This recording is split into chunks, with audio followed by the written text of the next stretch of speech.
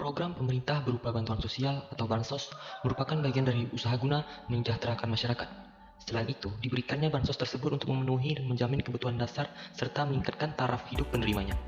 Fungsi ini juga sejalan dengan amanat dalam Impres Nomor 7 Tahun 2014 tentang pelaksanaan program Simpanan Keluarga Sejahtera, Program Indonesia Pintar, dan Program Indonesia Sehat untuk membangun keluarga produktif. Program-program bansos untuk rakyat mencakup Program Indonesia Pintar atau PIP, Program Jaminan Kesehatan Nasional atau JKN-KIS, Program Keluarga Harapan atau PKH, dan Bansos Rastra atau Bantuan Pangan Non-Tunai. Perluasan program bantuan sosial merupakan komitmen pemerintah untuk mempercepat penanggulangan kemiskinan. Namun, apakah pemberian bansos itu sudah sesuai harapan? Badan Pemeriksa Keuangan menemukan kesalahan penyaluran bansos pemerintah yang mengakibatkan kerugian negara hingga 6,9 triliun rupiah. Laporan hasil pemeriksaan semester 2 tahun 2021 menyebut kesalahan penyaluran bansos terjadi pada program Keluarga Harapan atau PKH, Bantuan Pangan Non-Tunai atau BPNT, Bantuan Sosial Tunai atau BST. Dalam laporannya, Badan Pemeriksa Keuangan menyebutkan ada 6 kesalahan penyaluran bansos pemerintah yang tidak sesuai ketentuan, sehingga penerima manfaat tidak tepat sasaran. Pertama, BPK menemukan ada penerima bansos tahun lalu yang ternyata sudah meninggal tapi masih masuk data keluarga penerima manfaat. Kedua, penerima bansos tidak ada di data terpadu kesejahteraan sosial atau DTKS Oktober 2020 dan juga tidak ada di usulan Pemda yang masuk melalui aplikasi sistem kesejahteraan sosial Next Generation. Ketiga, penerima bansos yang bermasalah pada 2020 masih ditetapkan sebagai penerima bansos pada 2021. Keempat, penerima dengan nomor induk kependudukan NIK invalid atau tidak terdaftar.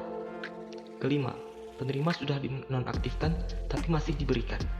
Kesalahan terakhir adalah penerima bansos mendapatkan lebih dari sekali atau ganda. Pada tahun 2020, Ombudsman RI Perwakilan Provinsi Jawa Barat mencatat 28 pengaduan berkaitan dengan penyaluran bansos. Dalam menindaklanjuti pengaduan bansos ini, tim pemeriksa Ombudsman menggunakan metode reaksi cepat Ombudsman atau RCO, sebagaimana diatur dalam pasal 26 Peraturan Ombudsman Nomor 48 Tahun 2020 tentang perubahan atas Peraturan Ombudsman Nomor 26 tentang tata cara penerimaan, pemeriksaan, dan penyelesaian laporan. Di dalamnya disebutkan RCO adalah mekanisme penyelesaian laporan masyarakat yang dilaksanakan dalam kondisi darurat dan atau mengancam hak hidup.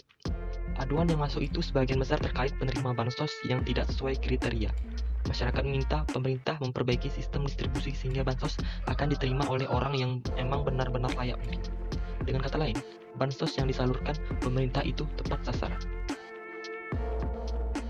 Disebutkan dalam pasal 11 Peraturan Ombudsman Nomor 48 Tahun 2020, tidak tepatnya penyaluran bansos termasuk maladministrasi dalam kategori penyimpangan prosedur, yakni penyelenggaraan layanan publik yang tidak sesuai dengan alur atau prosedur layanan. Selain itu, terdapat juga potensi permasalahan maladministrasi lainnya, yaitu terlambatnya masyarakat mendapatkan bansos. Tentu hal tersebut juga masuk ke dalam kategori penundaan berlarut-larut, yang merupakan perbuatan mengulur waktu penyelesaian layanan atau memberikan layanan lebih baku mutu waktu dari janji layanan. Kemudian yang lebih parah lagi, ditemukan juga persoalan lain, seperti adanya potongan dana bansos yang dilakukan oleh oknum aparat kewilayahan setempat dengan dalih pengganti ongkos. Ada juga sebutan uang lelah karena membantu menginventarisasi data penerima bansos. Persoalan tersebut tentu saja masuk ke dalam kategori maladministrasi. Permintaan imbalan yaitu permintaan imbalan dalam bentuk uang, jasa maupun barang secara melawan hukum atas jasa layanan yang diberikan kepada pengguna layanan. Meskipun nominal pemotongan dana bansos tidak besar, yaitu rata-rata berkisar 50.000 sampai 100.000, tapi jika dihitung dengan jumlah penerima, maka uang yang didapat itu jumlahnya sangat signifikan.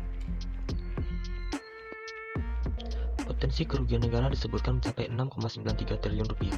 Bagaimana bisa dana bansos tersebut tidak tepat sasaran? Artinya kemungkinan besar data DTKS tersebut tidak diperbarui.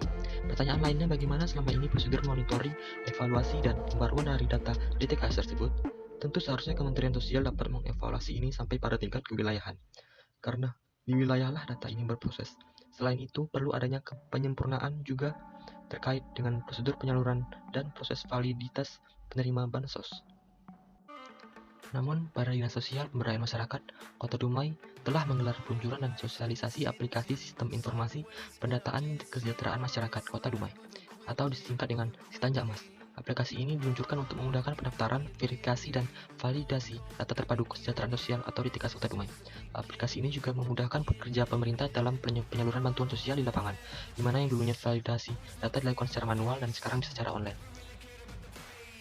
Aplikasi ini dibangun untuk mempermudah layanan kepada masyarakat sesuai Perpres Nomor 95 Tahun 2018 tentang Sistem Pemerintah Berbasis Elektronik dan Peraturan Wali Kota Dumai Nomor 67 Tahun 2022 tentang Sistem Pemerintahan Berbasis Elektronik.